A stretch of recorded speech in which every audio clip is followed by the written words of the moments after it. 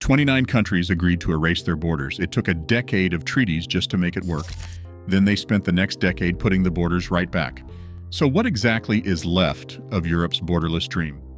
The borderless dream is actually a highly organized legal machine called the Schengen Area. It is not a vague political vibe.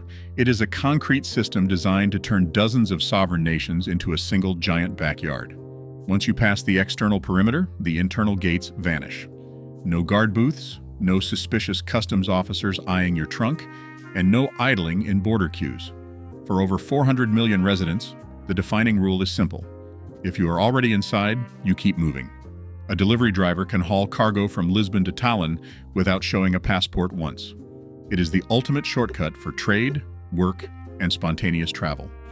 Imagine having to prove you aren't a smuggler every time you cross a river. Schengen killed that headache. On June 14, 1985, representatives from 5 countries gathered on a passenger boat in the tiny village of Schengen, Luxembourg. They signed a treaty promising to erase their shared borders. It was a beautiful piece of paper that did absolutely nothing in practice. Because this was European diplomacy, turning a 3-page idea into operational rules took another 5 years. In 1990, they adopted the Schengen Convention in Maastricht, creating a massive rulebook. Still, no one threw away their passport stamps. It took 5 more years of technical preparation before the first physical gates actually opened on March 26, 1995. By 1999, the Treaty of Amsterdam folded this massive paper-pushing project directly into European Union law. Free movement was real, proving that to erase a border, you first must survive a decade of committee meetings. People constantly confuse the European Union with the Schengen Area, but they are entirely different clubs with non-identical guest lists. This is the ultimate geographical headache. Take Ireland, a fully card-carrying EU member that opted completely out of Schengen to run its own passport checks. On the flip side, Norway, Switzerland, Iceland, and Liechtenstein looked at the EU political project, said absolutely not, yet eagerly signed up for Schengen because they wanted the border-free roads without the Brussels paperwork.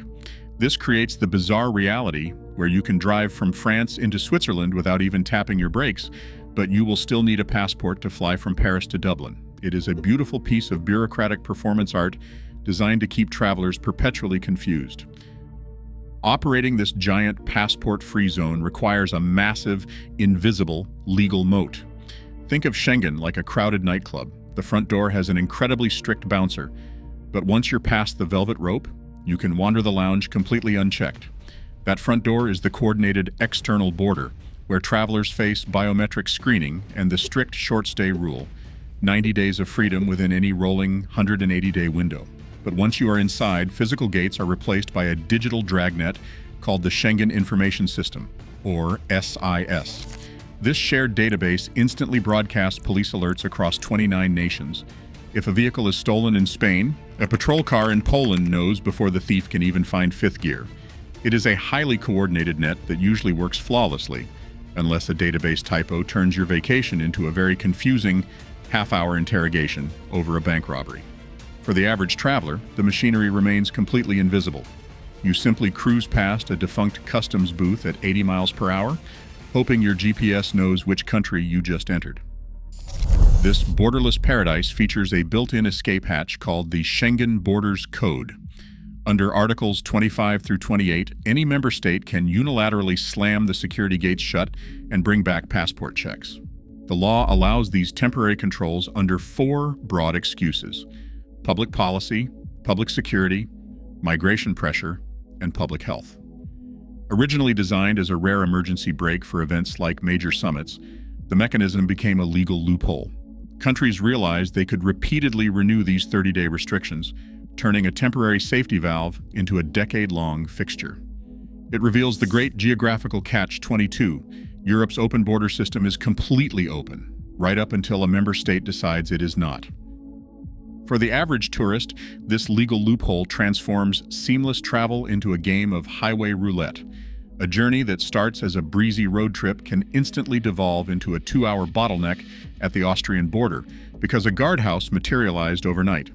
Random identity document inspections now haunt train platforms, airport gates, and toll booths. The modern rule of thumb is simple. Treat open movement as a lucky routine rather than an absolute right. Travelers must carry physical identity documents everywhere and verify if their destination is actually in Schengen or risk an unscheduled interrogation with a board patrol officer. Europe's borderless map is essentially a no trespassing sign written in pencil. The dream isn't dead, it's just stuck in a passport control queue. Share your thoughts below.